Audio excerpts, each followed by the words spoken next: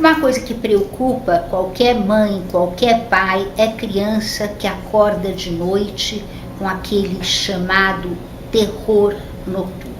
Por que acontece isso com as crianças, doutor Marcelo?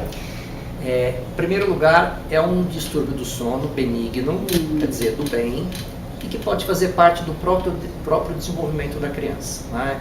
Então, existem algumas alterações no sono da criança que são característicos de alguma idade. E que, claro, preocupam mais os pais do que a criança em si, quer dizer, os pais acabam sofrendo mais que a criança, né? Uma dessas alterações, Isabel, é o que a gente chama realmente de terror noturno. O terror noturno, ele pode aparecer em várias idades, a partir de 1 aninho, mas em geral, uma idade média para o terror noturno é mais ou menos por volta de 1 ano e meio, que a criança pode ter essas manifestações, né? A criança está dormindo, né? E no meio de uma das fases do sono, é como se ela superficializasse o sono, né? E ela acorda terrivelmente assustada. Mas chama terror noturno porque a cara da criança, realmente, quem viu sabe, é uma cara de terror. A criança, ela fica meio que acordada, meio que dormindo, mas com os olhos abertos, os olhos vidraçados, inclusive, né? Bem assustada, berra, né? Quer dizer, ela tem gritos muito fortes, ela pode ter movimentos muito fortes, ela pode inclusive levantar da cama e querer andar para qualquer lugar, né? Isso dura aí, coisa rápida, coisa de minutos, né? Às vezes 1 minuto, né? E os pais desesperam, porque você não tem o que fazer. E quanto mais você tenta acordar a criança, trazer a criança a si, às vezes pior é, você piora a agitação. Então tem que lembrar o seguinte, a criança é uma coisa que ela está, aquilo que eu disse, meio acordada, meio dormindo, a criança não tem consciência do que ela faz, e é uma alteração que acontece numa das etapas do sono, né? Só que assusta muito. Em primeiro lugar, proteger a criança. A criança vem para você, ou a criança acorda berrando, né? Você pega a criança, você protege a criança, não deixe que a criança saia andando, né? Tentar acordar a criança jogando qualquer coisa na criança ou batendo na criança não vai adiantar nada. Simplesmente procure acalmar a criança, ela não vai acordar nesse momento. Tanto que, enquanto está durando isso, ela não vai... é aquela coisa, às vezes você tem a impressão que a criança está acordada, está contactando, outras vezes não, mas na verdade é um distúrbio durante o sono, durante uma fase do sono. Então é aquela história, ela está meio acordada, meio dormindo, né? Ela não sabe o que ela está fazendo. Tanto é verdade que a criança não se lembra do terror noturno, diferente do pesadelo. Sim, do pesadelo ela lembra. O que acontece? A criança acorda assustada, com um pesadelo, chorando, ela corre para você, fala, mamãe, papai, o bandido, o cachorro, eu vou cair, alguma coisa do tipo, né? Ela sabe, né? Ela pensa que aquilo é real, tem o pesadelo, né? E no dia seguinte ela te conta direitinho o que aconteceu. Agora o terror noturno não. Ela não conta, ela não sabe o que aconteceu. Isso é irmão do sonambulismo, de alguma maneira? É um tipo de distúrbio que se enquadra na mesma categoria do sonambulismo, né, que é o andar noturno, que nós chamamos. O sonambulismo, ele pode acontecer numa idade um pouquinho mais tardia. Então a gente tem idade clássica do sonambulismo, uma criança na fase escolar, por exemplo, uma criança por volta dos seus 10 anos de idade, né, que ela pode também, da mesma maneira, durante o sono, ela pode levantar, às vezes a criança se veste, ela faz algumas coisas como se ela tivesse acordada, então é comum, vai na geladeira, vai até a cozinha, vai até o quarto dos pais, né? E só que ela está como se ela estivesse dormindo realmente, né? Então também não adianta tentar acordar o sonâmbulo, não é que faz mal acordar o sonâmbulo, porque às vezes se acorda o sonâmbulo, ele fica mais agitado ainda, se tenta acordar, ele fica mais agitado ainda, né?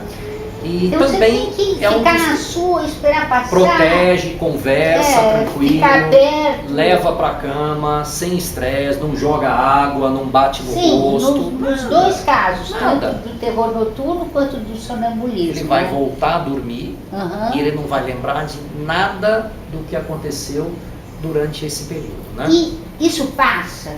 Isso tem a ver, passar, você está dizendo o quê? Passar. Tem um período e depois nunca mais acontece? Depende, né? O terror noturno geralmente é um distúrbio típico da infância. O sonambulismo, ele pode se arrastar até a vida adulta, né?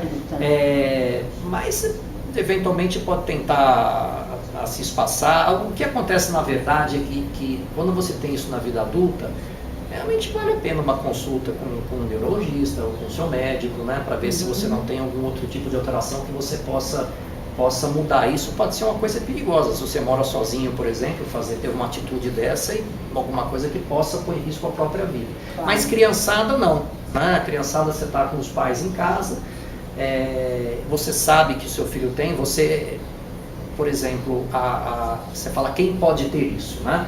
Na verdade, uma boa porcentagem das crianças pode ter isso até a idade de uns 13 a 14 anos, né? Mas se os pais tiverem esse distúrbio, a chance é maior da criança ter também. Então, um pai sonâmbulo, mãe sonâmbula, ter filhos sonâmbulos é um distúrbio que pode ter uma maior prevalência, né? Mas o principal é não se preocupar, né, com relação a isso.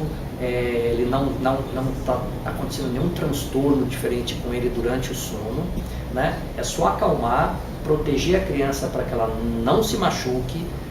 Besteira tentar acordar, né? Simplesmente acalente, acolha a criança e deixa que isso passe, né? E claro, depois disso você conta isso para o seu pediatra, né? Para ver se realmente foi só o terror noturno ou tem alguma outra coisa por trás. Uma coisa por trás, tá bom? Mas uma boa porcentagem das crianças, uma boa que eu digo, talvez aí, vamos dizer, de 5 a 10% das crianças possam apresentar esse período ao longo da sua vida, ao longo da primeira infância, né? Muito com certeza você já teve, ou seu filho teve, ou você já desconfiou que ele teve um terror noturno quando ele acorda gritando, mas muitas coisas podem acontecer no sono que são extremamente benignas. A agitação da criança de se dormir, tem criança que custa para dormir, né? A gente tem, por exemplo, as chamadas insônias comportamentais. No bebê, até 1 aninho, isso é muito comum a gente ver.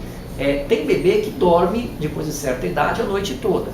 Tem bebê que não consegue dormir a noite toda. Tem bebê que acorda a todo momento, né, e tem dificuldade para pegar no sono. Então é aquele bebê que fica se revirando no berço e chora, né, chamando a mãe.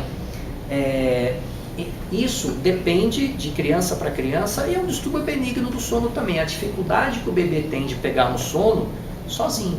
Tem bebês que pegam no sono sozinhos, iniciam o sono sozinhos de maneira muito rápida, né?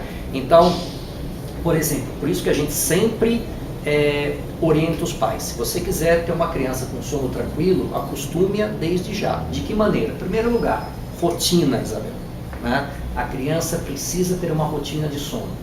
Hora da criança dormir é hora da criança dormir, né? A casa tem que acompanhar isso, né? Outra coisa, se você quiser que ela durma bem no futuro próximo, né, você deve fazer com que a criança se acostume a dormir, por exemplo, no seu bercinho. Se você acostumar a criança a dormir no colo, se você acostumar a criança a dormir vendo televisão, o que a criança vai aprender? Ela vai relacionar aquela ação que você fez ao sono. Então é aquela criança que só vai dormir no colo, só vai dormir vendo televisão. Se você desde cedo evita isso e coloca a rotina, a chance vai ser muito menor. Concorda? Né? Outra coisa interessante também, o que a gente chama de ansiedade de separação. É aquela criança que está com soninho, né? Aí vê o pai chegar do trabalho, ou percebe que está com sono e que vai perder a companhia dos pais e ela dá uma acordada outra vez. Ela luta contra o sono, porque ela não quer que o dia termine. Ela não quer, ela sabe que ela vai dormir, ela não vai ver os pais. Isso acontece, chama-se ansiedade de separação. Então olha quantas coisas tem no sono da criança que felizmente, na maioria das vezes, é super benigno. Basta conversar com o seu pediatra que ele pode te tranquilizar nesse aspecto. Parece que a noite não é boa companheira para as crianças, porque eu estou me lembrando de outra coisa, da tal da enurese noturna, o xixi na cama. Mas isso dá outro vídeo, né? Isso a gente pode falar. Tá isso bom. Também é bom saber um pouquinho. Né? Então, no próximo, ok? Tá bom. Obrigada.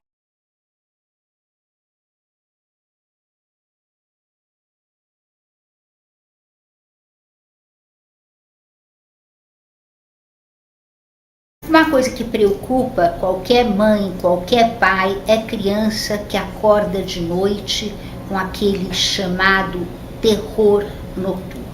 Por que acontece isso?